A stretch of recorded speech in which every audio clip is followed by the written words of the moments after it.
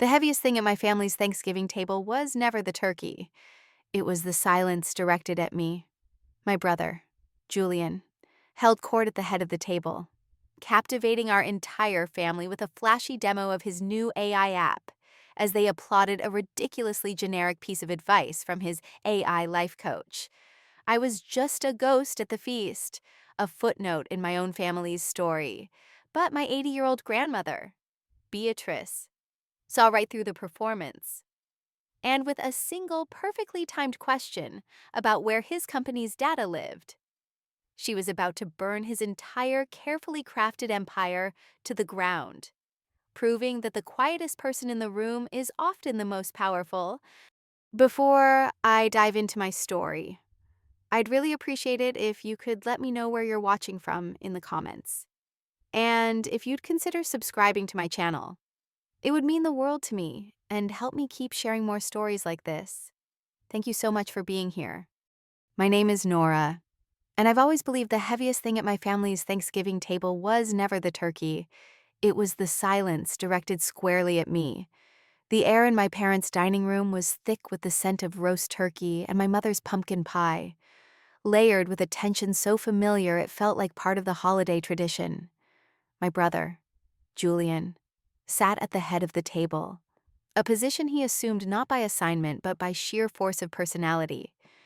He was the sun, and the rest of us were merely planets orbiting his brilliant career. He insisted everyone pause their meal to watch a demonstration on his phone. The screen glowed, illuminating his proud face as he presented the latest feature from his startup, Elysian Minds. It was an artificial intelligence life coach, and he'd prompted it to give my father some advice.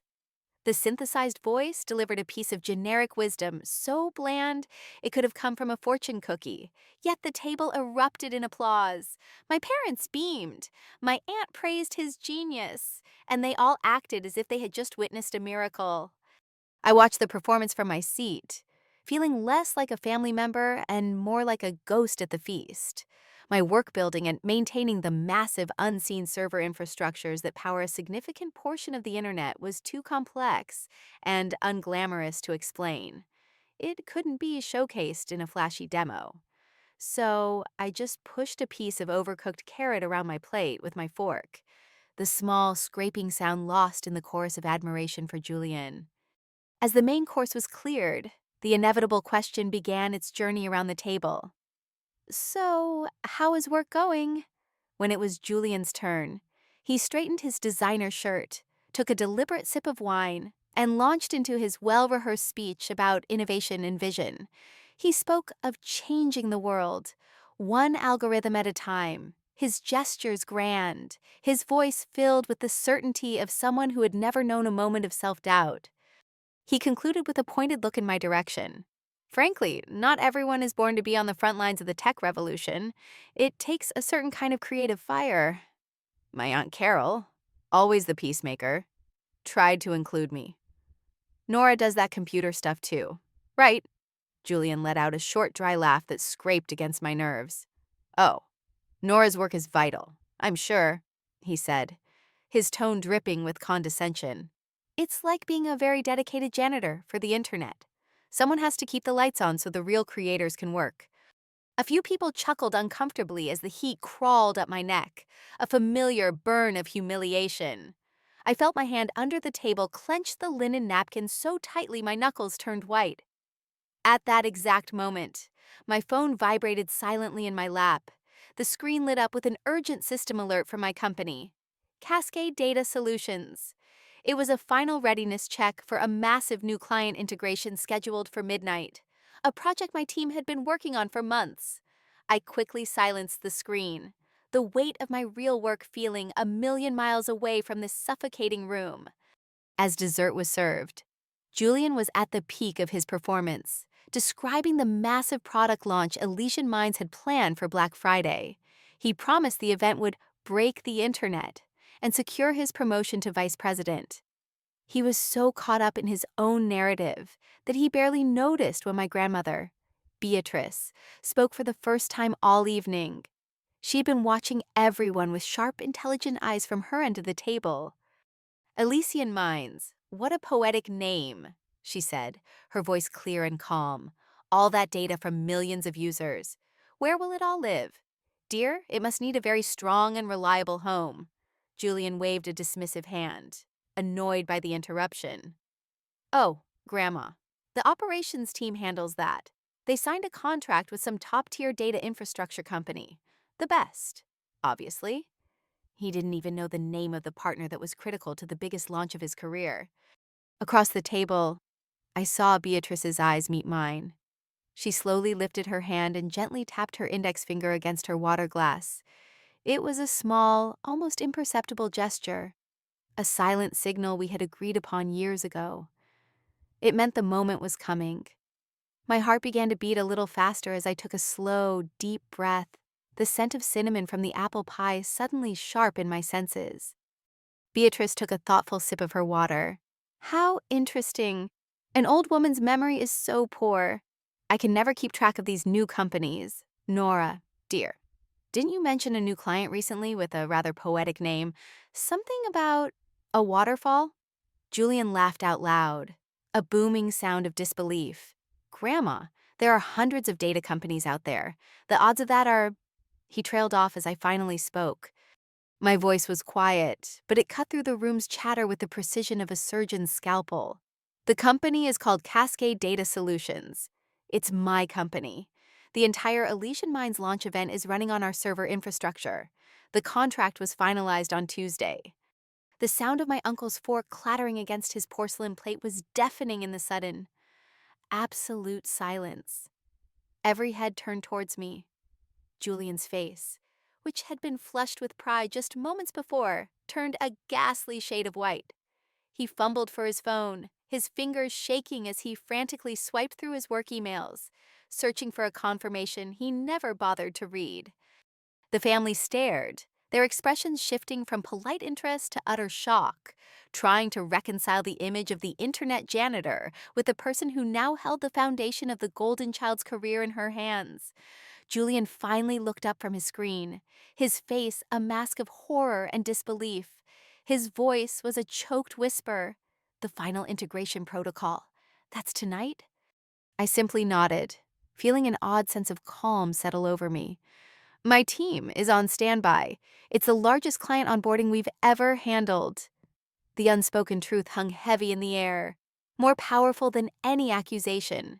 His glorious launch, his promotion, his entire self-aggrandizing speech, it all now depended entirely on me and the team he had just publicly mocked. The rest of the dinner passed in a blur of stunned silence and awkward, whispered conversations. Julian excused himself, claiming an urgent call, and spent the next hour pacing in the hallway, his voice a low, panicked murmur into his phone. As I helped clear the plates, my father approached me quietly. He took the wine bottle and, for the first time in my adult life, filled my glass before anyone else's. He put a hesitant hand on my shoulder, his eyes meeting mine with an expression I had never seen before, a mixture of confusion, regret, and a dawning respect. Driving home through the quiet suburban streets, I didn't feel the triumphant glee I might have expected. Instead, I felt a profound sense of peace. The validation I had craved from them for so long no longer seemed important. My success didn't need their applause to be real. It was the silent, essential foundation that the loudest people in the room now had to rely on to stand. As I walked into my dark, quiet apartment, my phone lit up on the kitchen counter. It was a new email from Julian. The subject line contained only a single, desperate word, help. I stared at that one word for a long time, the blue light of the screen painting shadows across my face. It was the shortest email I had ever received from him. Yet it contained more truth than all the years of his boastful monologues combined. I didn't reply. I turned off my phone, made myself a cup of tea, and sat in the silence of my living room, letting the events of the evening wash over me. For the first time, the silence didn't feel like an absence. It felt like power. Sleep didn't come easily that night. Every time I closed my eyes, I saw flashes of past holidays, Julian unwrapping the most expensive gifts, my parents praising his report cards, and the casual dismissals of my own achievements. It wasn't just about the internet janitor comment.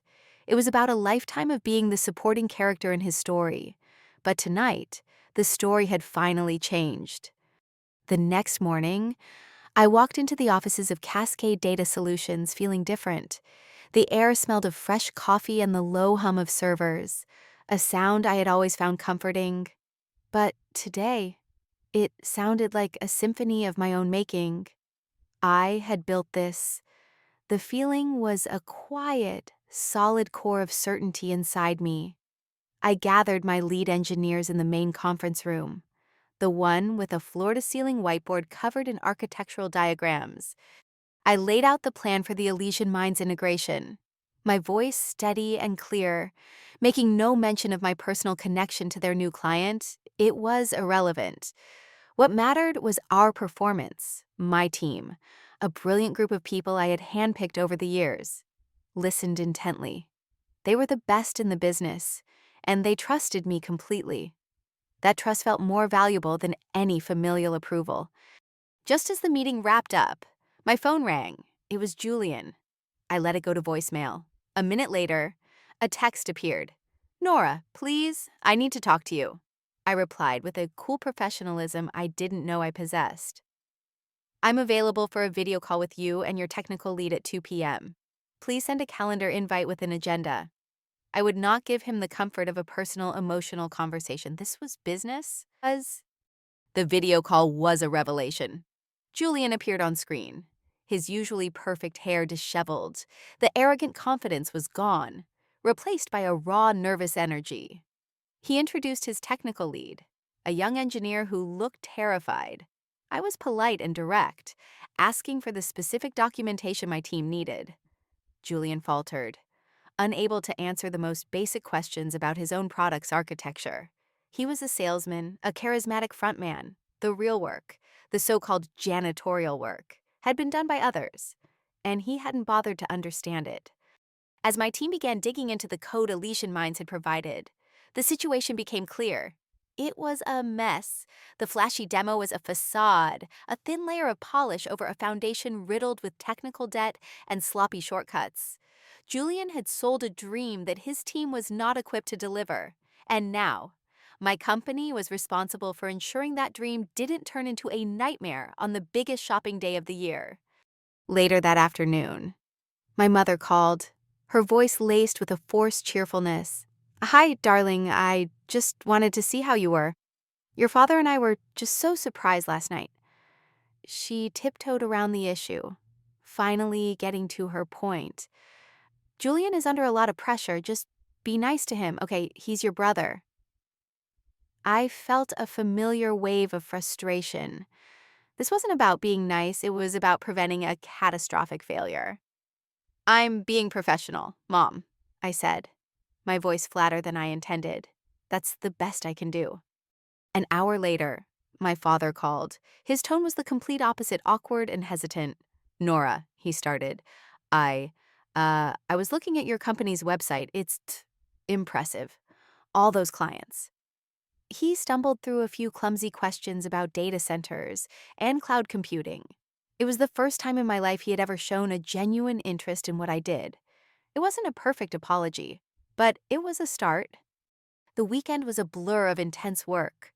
I ordered food for my team and stayed with them, poring over lines of code, re-architecting solutions on the fly, and mitigating risks. In the middle of it all, a text came through from Beatrice. It was a picture of a blooming orchid from her garden. The caption read, "They see you now. Keep shining." By Sunday, it was obvious that Julian was more of a liability than a help. He couldn't keep up in technical meetings, and his presence only seemed to make his own engineers more nervous. I had to make a decision. I scheduled another call with him, this time one-on-one. "Julian," I said, keeping my tone neutral, "to ensure a smooth launch, I'm having my lead engineer interface directly with your team. I need you to focus on the business and marketing side and let us handle the technical execution. It was a corporate way of saying, "You're in the way." He just nodded, the fight completely gone from his eyes. Black Friday arrived. Our office was transformed into a war room, the main screen displaying real-time performance metrics as the tension grew palpable. The launch went live, and for the first few hours, everything was smooth.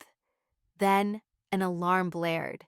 A critical database process was failing, a bottleneck directly caused by the shoddy code from Elysian Mines.